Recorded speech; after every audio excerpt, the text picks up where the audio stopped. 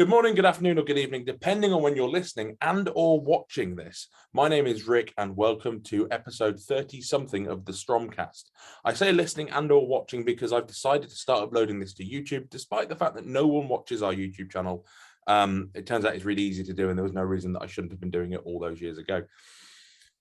If you do listen or watch on the YouTube, please do let us know. Drop a comment down below, because at the moment it's hard to know. I'm getting like 100 views on YouTube, and we get between 6,000 and 10,000 listens on the Apple podcast. So obviously there's something there that's not quite right. Let me know your thoughts. Anyway, today I am joined by Will Dyson. Will is an actual scientist, and I've known of Will for probably 18 to 24 months. I remember when he first popped up on my social media feed, his name was the Anabolic Scientist. So I instantly assumed that he was a massive cunt, because I figured there's no way he's going to actually be a scientist. Therefore, that username makes him an Instacock. But it turns out that he is actually a scientist. And by actually a scientist, I mean works in a laboratory doing science things. Will, what is it you actually do day to day? So day to day, I juggle numerous things. So I am a online coach, but first and foremost, I've been in academia for the last just about 10 years at the end of this year. I've gone from bachelor's, master's, all the way through to PhD, and I'm currently finishing up my PhD in molecular biology. My research project at the moment is looking at the molecular dynamics in the protein that causes resistance to antibiotics in MRSA. So I'm looking at all the little communication networks between amino acids within that protein that cause it to be resistant to treatment. So that's my day job. And that is a hands-on role in a lab, am I correct? Yep, just got back from it ruining my life earlier on. Good. Okay. So fair to say, molecular biology, very well-grounded chap in terms of interactions of chemical compounds, supplementation, that kind of thing, anabolic steroids and so on, hence the username. You may have seen some of Will's content floating around our Instagram or on his if you follow him. If you don't follow him, I do encourage you to do so. But he put together stuff around the efficaciousness of lipid max. He's put some content together around Thrombomax, which has been really cool, and I think he's going to do some little bits and pieces for us around the functionality of our new Kyolic Garlic. What are your thoughts on Kyolic Garlic so far, based on Will hasn't used the Kyolic Garlic? I've been using it for a few months, but it's coming out this week, and Will has, I know, had a little bit of a perusal of some of the data today, but we've not discussed it. So I'd be curious to know what your thoughts are so far. Basically, seeing as I just turned around to him and went, we're doing this thing, I think it's really good, and then gave you no more introduction on it than that. Yeah, so I started looking at it today. I saw the post. Was it last week that you put it up with the "It's Coming" thing? Yeah, and yeah, I mean, I was curious. I've always been a big garlic's been one of those things that sort of just sat in the background of research, and I've never. It's a bit of a catch-22. Everything in the industry that gets the noise a lot of the time tends to be hyped up bullshit. Things like testosterone, things that haven't got any sticking. Or we don't know yet if they're going to have any sticking. And garlic's always something I've seen pop up every once in a while from time and time again. And when I saw you committing to a product, I got quite interested, and I done a bit of a dive over the last few days, because dedicated, strong guy, etc. And do you know what? I was really surprised this morning. Studies going back a good like 30 years with the aged garlic, the Kyolic side of things, and for something to stick around for that long, to get grant funding, to keep pushing things through, looking at the abnormotensive individuals, I think that's a good sign as it is. Normally things without funding die off pretty quick, and yeah, I mean it's surprising. So there's no, from what I read so far, there's no changes in actual plasma cholesterol, but there's seems to be a huge benefit as to how our body clears and manages that cholesterol, where so far quite dramatic reductions in systolic blood pressure. I think that this paper, which I've got up from this morning, says an average of 10 milligrams per 10 milligrams of millimoles mercury and systolic blood pressure, and 5 diastolic. only 17% of patients were non-responders, and out of those, they couldn't rule out that there wasn't some form of B vitamin deficiency within those. So that there's a likelihood that that is because the mechanisms of garlic are, they believe, are dependent on B12 and some of the other B vitamin fractions. Yeah, and I think it's pretty clear that garlic extract sits in the category, for me, the same as a lot of things like fish oil. We know that it's useful. We know the effects of it aren't dramatic, but if you can afford to take it, there are long-term benefits to heart health and possibly some other benefits around antioxidation and so on. Kyolic garlic's a little bit more interesting because it's a black aged garlic.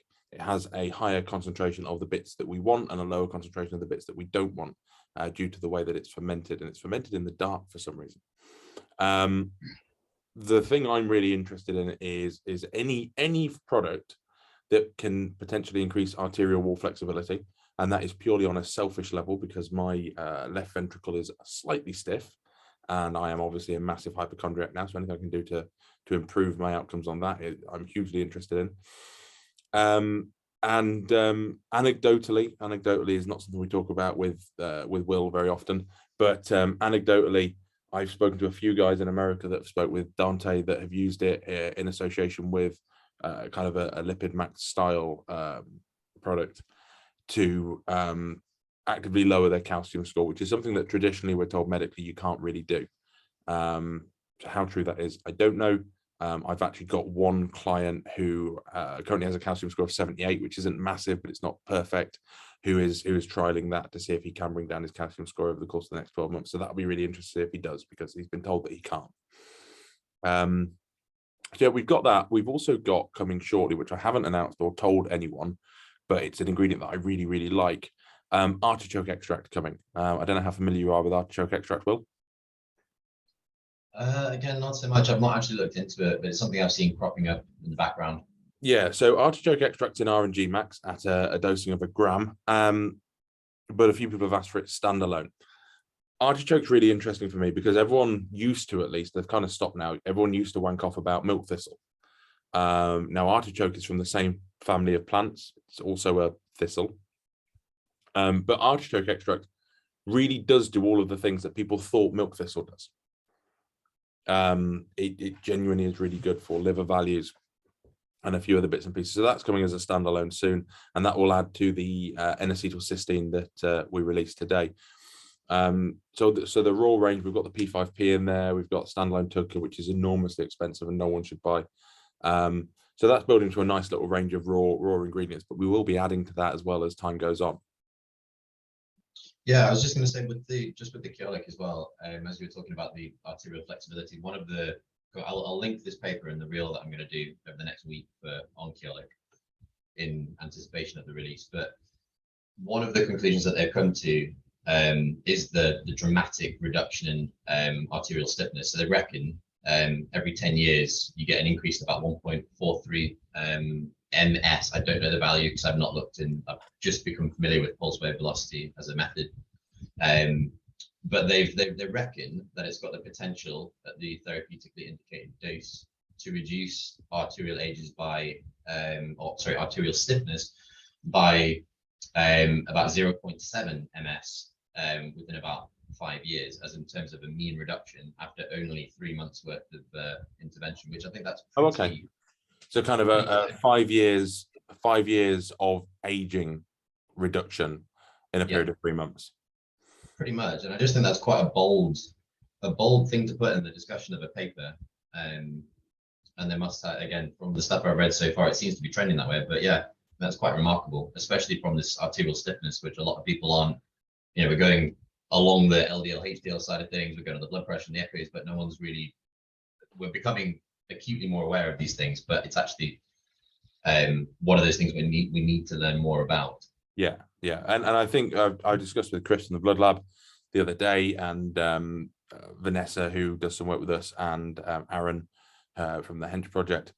One of the things that's really important for us as a community is learning what things are normal for a performance enhanced individual and what things are risk factors, you know. So what I mean by that, I've seen blood work. I've looked at blood work for probably 6 or 7 years now.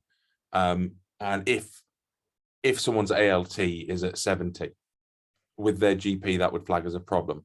I couldn't give two fucks. If someone's EGFR is 72, that won't flag with their GP as a problem because it's over 60. But actually, I'd be questioning why that is as low as it is. And it's a learning experience for us as a community in terms of and the professionals within the community starting to look at, well, is a certain degree of left ventricular hypertrophy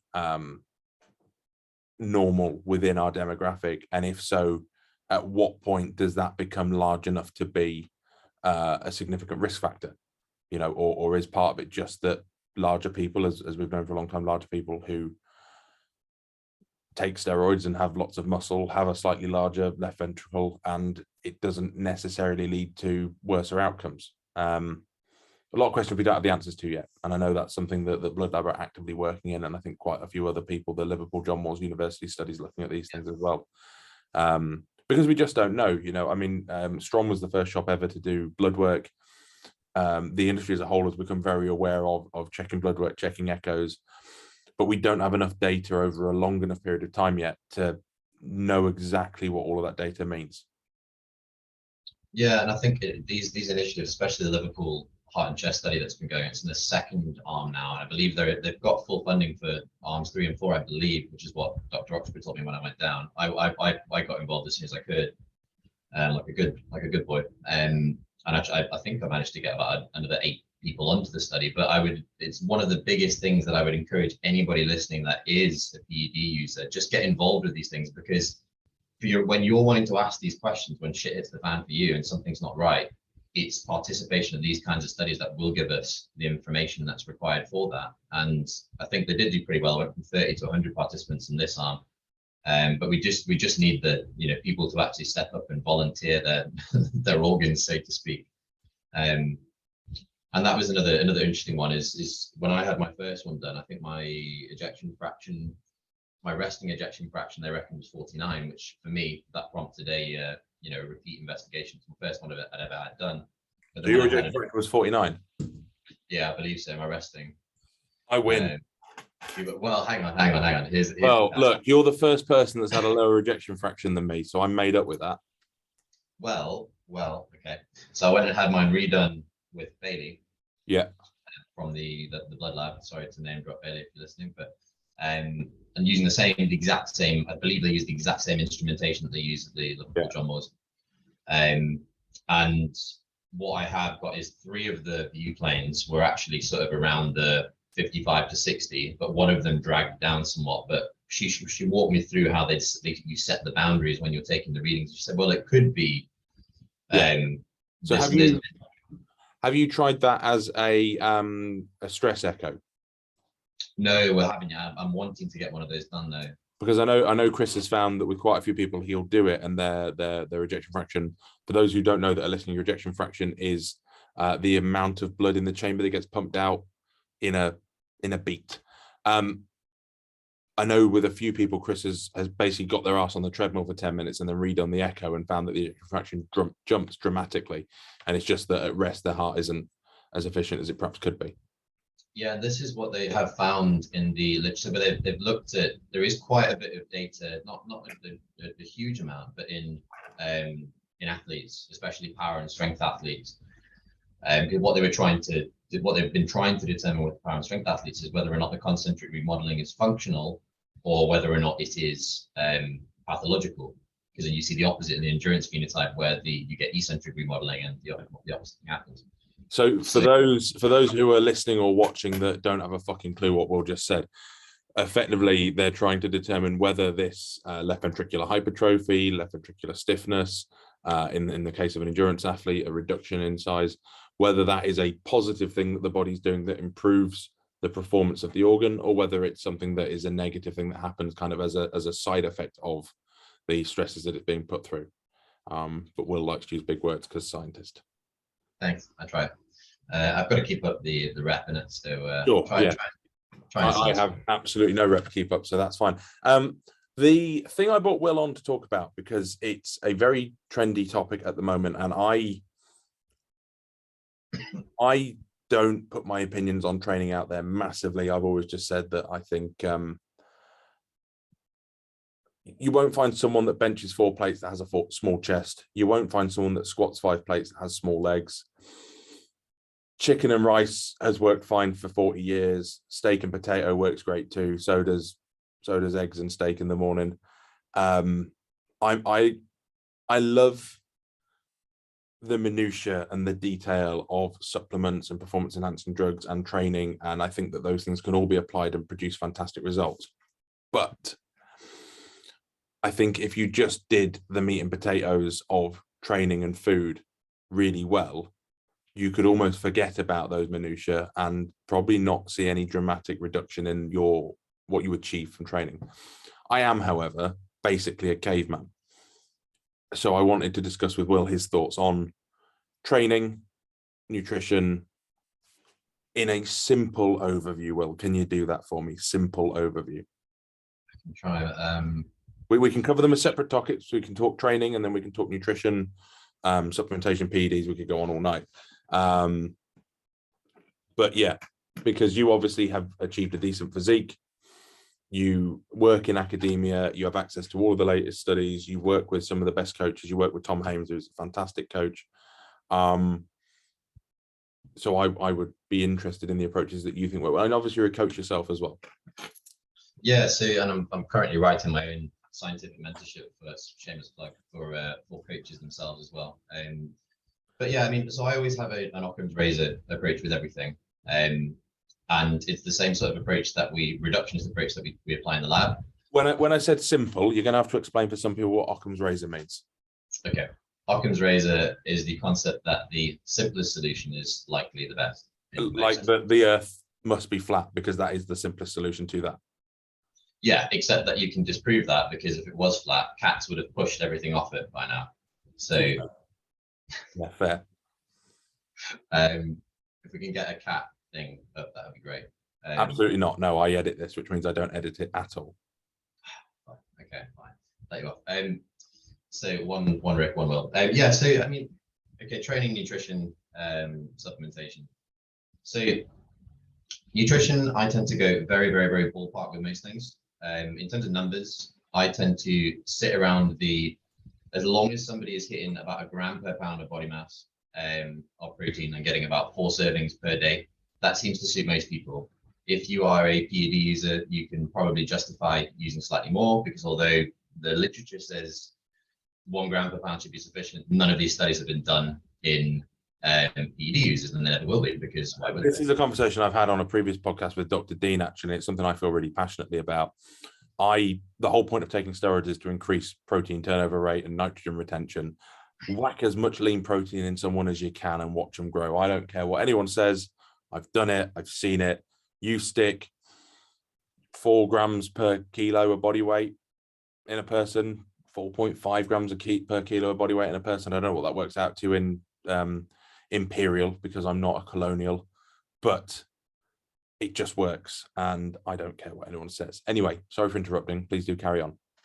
Yeah, so I mean, and to that end, it kind of segues into like fats and carbs. You want to get away with as little as fat as possible. If your aim is to grow, try and get your baseline fat, which is usually about half. Your minimum is about 0.5 gram per kilo of body mass, up to about 1 gram. I would only scale that up if someone's struggling with appetite and they need more density, and then the rest of it goes from carbs. So I'd set the protein first, set it as high as you can, about 1 gram per pound, maybe slightly higher, especially if they're in a deficit. Set your fat between 0.5 to 1 gram per kilo, and then carbs do the remainder, and you work that out based on if you're in a surplus or a deficit or maintenance. And that, in a nutshell, is what I try and stick to. Try and get it over 4 meals. And there is actually quite a bit of research that does almost put against having higher frequency of eating. 4 to 6 seems to be ideal, but if you tend to decrease that frequency, you then tend to get into, okay, well, you're not going to hit your leucine or your protein threshold, which is the minimum amount of protein you need per meal to maximally stimulate. Unless you eat like 450 grams of protein a day, then it's not a problem. Unless, then it's all good. Exactly. So then I'd go to that end. But again, so just to interject here for people who might be listening, well, but my PT said it's just calories in, calories out. We're talking about building muscle. We're talking about bodybuilding. We're not talking about losing weight at Weight Watchers. We're not talking about an Instagram influencer showing you how to lose 5 pounds. I mentioned earlier that I think worrying about all the minutiae is where a lot of people get lost, but I do think, I don't even want to say meal frequency, protein ingestion frequency. There is so much data showing that for optimizing muscle protein synthesis, we want to be hitting a protein intake every 3 or 4 hours. I don't think that's arguable at this point, and absolutely beneficial. And you know, not something that needs to be complicated. I have had good results with people who work in offices that eat 3 meals and have 2 whey shakes. Not ideal, but at least you're spiking muscle protein synthesis between those meals. That's pretty much, it's the same approach that I tend to take as well. So try and get it in 4, and if you divide every 3 or 4 hours, and in your waking hours 16, that's once every 4 hours, that's 4 meals. And my rationale is you can always get something if you leave, before you leave the house, even if that's a shake or a smoothie. Like, that's all I eat for breakfast now. It's a freaking it's Velocity Whey, oats, and milk. Shameless plug. I whack it in the blender before I leave, get out the door, done. My 2 meals in the middle of the day are chicken and rice, because I can have chicken pre-cooked and I've got microwave rice. So I can literally pull them out of the cupboard and out of the freezer and it's done. That's 3 of my meals done. I've only got to prep 1 meal then when I get home. Yeah. If I try and get an extra one in to capitalize off the meaningful but small difference that you'll get in uptake post-workout, if I can. But I don't stress over it. And in the case of the office worker that can only get 3 squares and 2 shakes, that is better than not doing anything at all. So if you were to disable someone by saying you need to have 8 meals and spread them out evenly, it's fucking pointless, because if they can't do it, then they're doomed from day one. You need to have something that person can remain consistent with. That's always your best bet.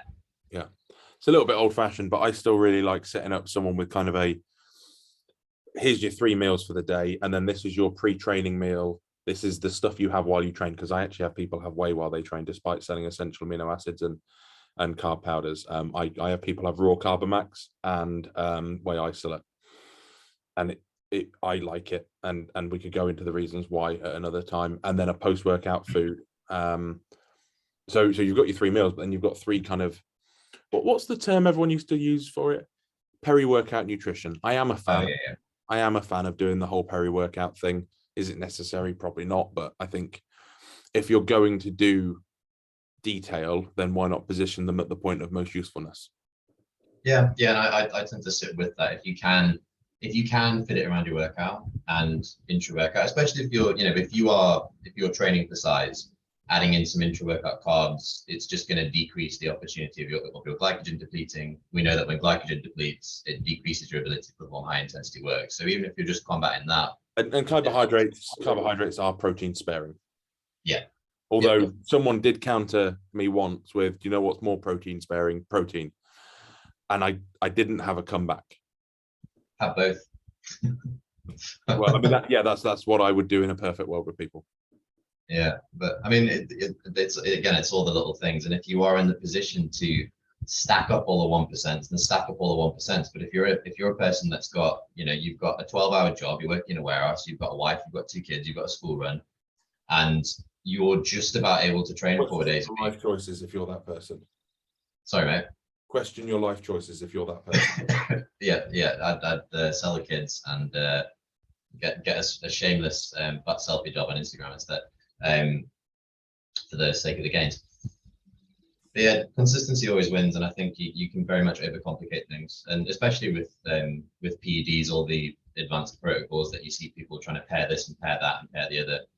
But again, if you set yourself on something reasonably simple where you can isolate your effects down to a small number of things, adjust one thing at a time and observe the changes, then Yeah, I've always been a fan of when I discuss PEDs with people saying, well, particularly in someone who's used a lot of PEDs, because by the time I get my hands on someone, quite often they have used a fair different amount of compounds.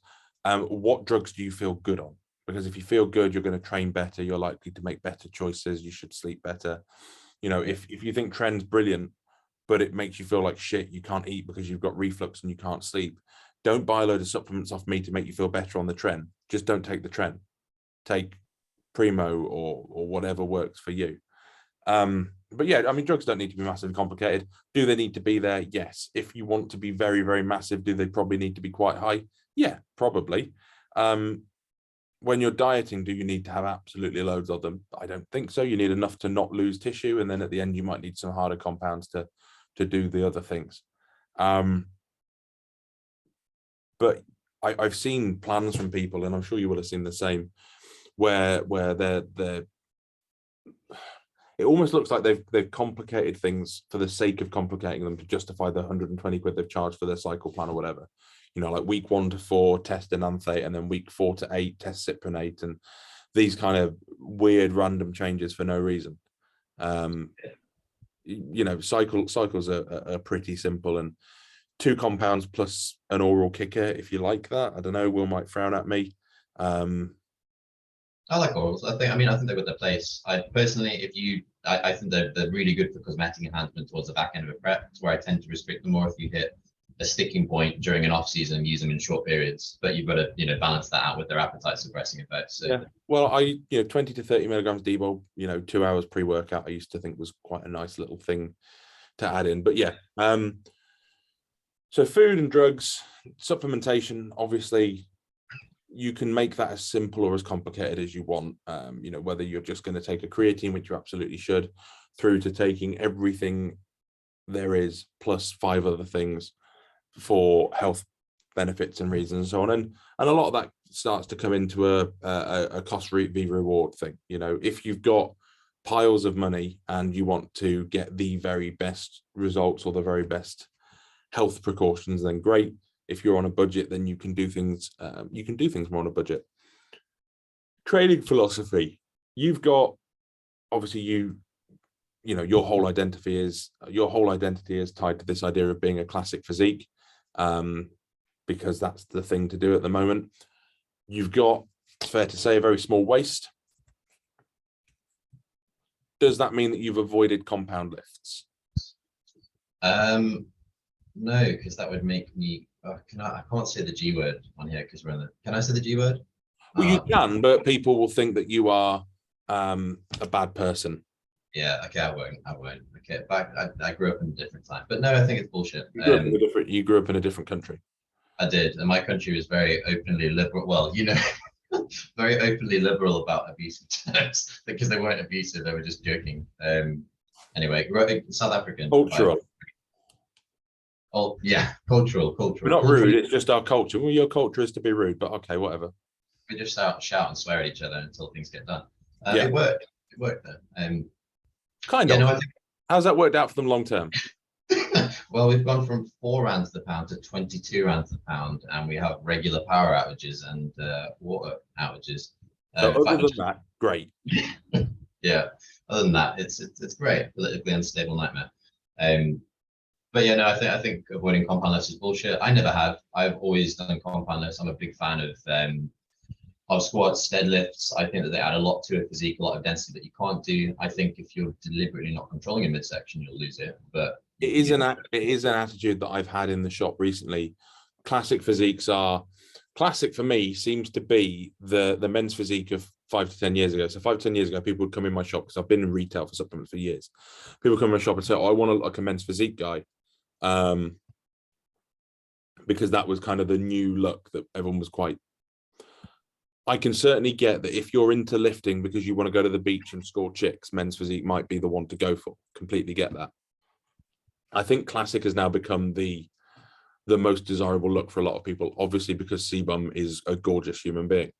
But I am having more and more young lads coming into the shop and saying, "Oh, well, I don't do compound lifts because I want to get that kind of classic look." And obviously, I don't agree with that. I can think of tons of people that are big, proper bodybuilders that when they diet, their waist is small because structurally they've got a small waist. Yeah, I think the one thing that fucks me off with classic, and it is one thing that will really, really piss me off to the day till the cows moo, and it's the fact that people all think bodybuilding should be classic. Well, yes, that number one. The 90s is always where I level back to, because every bodybuilder looked the part, they were in condition, they had tight waists, and they presented like they gave a shit. Their midsections were in control. It was just bodybuilding. It was entertainment. It was entertaining. Go back and watch any of the Arnold Classics from the 90s and you'll see what I mean. But people think that classic physique nowadays is having a fucking mustache and doing a vacuum. But then you look at the rest of their poses and their transitions look like a robot from side to side. They've got no flow when it comes to the routine. The routines aren't judged. They don't have to give a shit.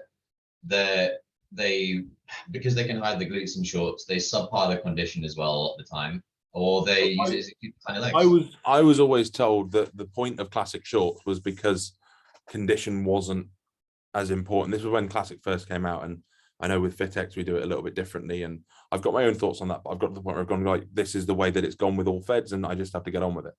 But I always thought the idea was that actually it was more about the art and the shape and the posing, and the focus wasn't quite so much on the buttocks like it didn't used to be. Like if you go back and watch Pumping Iron, I don't think any of them had shredded glutes.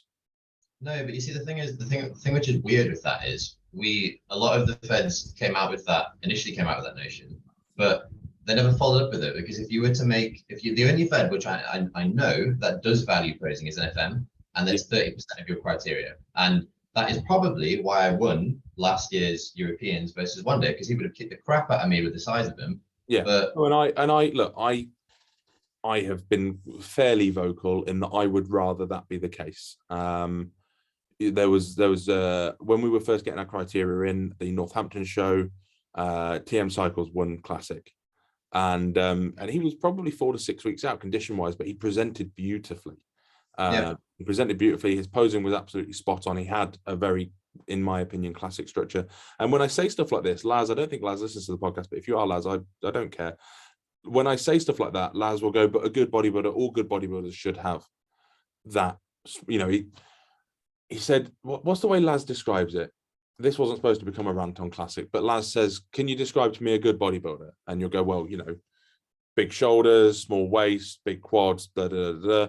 And you're like, well, that's what you're describing for classic. And he is right. But I would say that in an open class, I wouldn't mark someone down for being a massive mass monster as long as they weren't a fridge freezer. Yeah. Whereas in classic, you are looking for that exaggerated V-taper kind of structure. So I understand why the feds have all gone the way that they've gone, and it is just a height by weight category for the less heavily muscle bodybuilders. But I would rather that people turn up and say, hello, I'm a classic bodybuilder, and then somebody looks at them and goes, yes, you are, or no, you're not. Because classic posing does not make you a classic bodybuilder. No, and it's a balance. You have somebody can pose really well and really classically. They can put a lot of effort into their routines and their presentation, but it still won't make them classic, because if they haven't got the structure, the teeny tiny waist, the really wide clavicles, like Liam Shields is a really, really good example of that exaggerated shape. Yeah. Tiny absent waist, fucking huge back. He's now moved to open bodybuilding because he can't make weight for classic. Yeah, and this is the thing. He is the exaggerated shape of a classic bodybuilder. Exactly. Long torso, tall in itself, hanging, it just fits, and it works perfectly, exactly as you said. You've seen Sam Astor's pictures with Tom Hames. I honestly think that when he nails it, which he will with Tom, that's going to be a very, very convincing package. Again, going by what I consider to be, what I understood the criteria to be. Whether that will be the same when it's just judged as bodybuilding, I don't know. But I still enjoy the spectacle of classic, regardless of whether the routines and stuff are judged or not. Yeah, I'd just like to see the routines being judged. If they could bring that in, I think it would just level up the entertainment so much, because especially for the spectators, they want to see the show. And that's the one thing which, again, not being an arrogant ass, but I do always get commented on my posing, and it's the one thing which people say that was a lovely routine. But it is nice when someone has put the effort in to present their physique properly. And it would be nice to see that rewarded slightly. And I know the argument is, and I get the argument, that we're judging physiques and nothing else. But I think for one class, as long as you make it super clear that actually this is judged on more than just your physique, I don't think anyone would have a huge issue with that. I think it's easy enough to do. Just make sure that transitions don't look robotic. Make sure the routine is marked as part of the criteria, and you don't need to be like, oh well, they've done the C-bum pose, that's a tick. It's just. And if you don't want to be judged, on your routine, you can still enter open or novice or intermediate, because a good classic bodybuilder, and remember this, people, a good classic bodybuilder should just be a good bodybuilder. Yep. Yeah, agreed. But yeah, I don't know if that's ever going to change. I don't know. I hope it will. I suspect not anytime soon. I think for a long time with every Fed, it's been a class that attracts a lot of controversy because there's so much opinion around what is and isn't classic.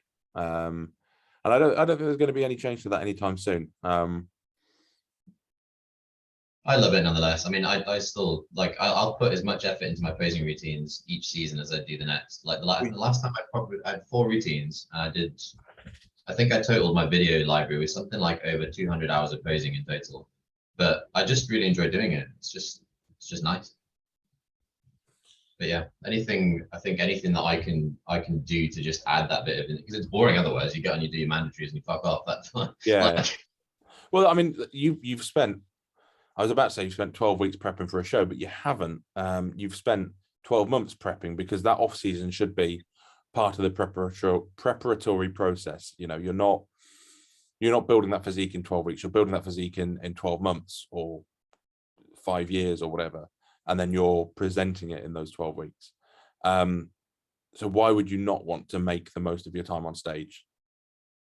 Yeah, exactly. And that was the thing for me last season. I did, and I'll never do this again, but I did a 7-month prep, and I did. Were you really fat? No, I wasn't. I was just I wasn't at all actually. I was at this weight when I started, so 240. I was obviously a bit better than I am now because different frame point, but yeah, I was like a normal bodybuilder chunk. But yeah, I wanted to see how long I could push a prep for, and how many shows I could do within close proximity. So I did, I think 7 or 8, I think in total I did. And the season was 7 months. So I went all the way from the Fit Expo show. Yeah. That was my first show. Which started prepping. Oh, the Expo show. Yeah. Yeah, the Expo show was fucking brutal. Yeah, it was. Fuck me. The standard in men's bodybuilding was absolutely phenomenal. That was on a cross one, wasn't it? I think. Yeah, Joe Cross won, and then the guy that won Class 1 was one of my clients. Who was just unbelievably conditioned. I take zero credit for that, by the way. He's an ex-super heavy bodybuilder who comes in the shop, and he'd had a few years away. He went away and became the world skier champion. Oh, this guy. Shit. Yeah. And then kind of came and was like, do you reckon I could do a show? It's like, yes, you could. Just like pull your food down for like 2 weeks. But his I think his carb up was he went out for a fry up on the day. Yeah, overcomplicated things 101. Chris, his name is, and that was one of my favorite physiques from last year because he was so freaky lean. Yeah, I think I do remember seeing. I remember, if he's the guy I'm thinking of, I remember seeing one. Dream Talent. Like, yeah, I remember him.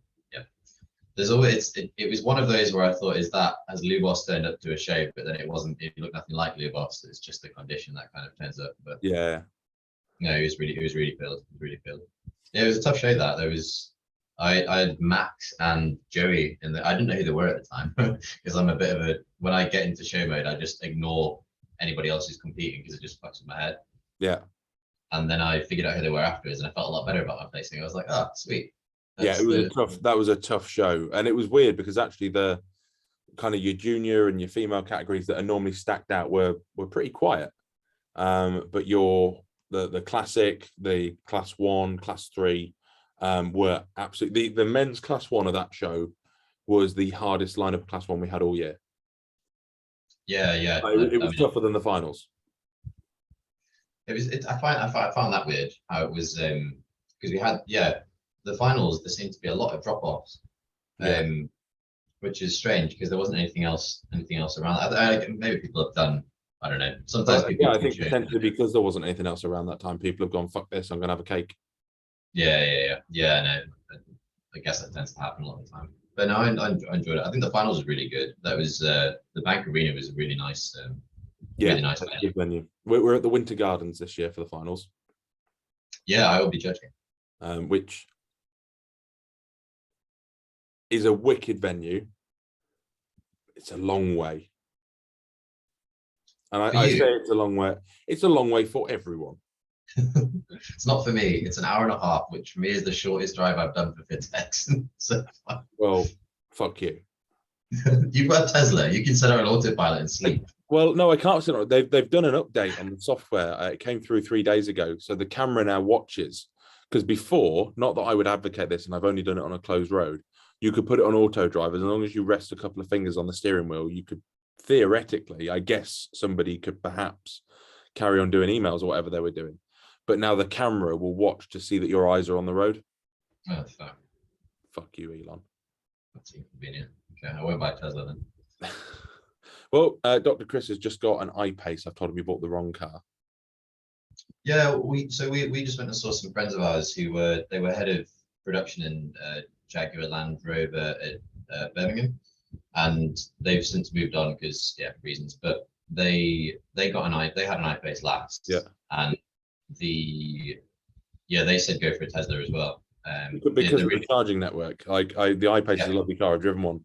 Range is a little bit shorter than the Tesla, but charging network. So I've just been to Gainsborough and back to collect my nan, and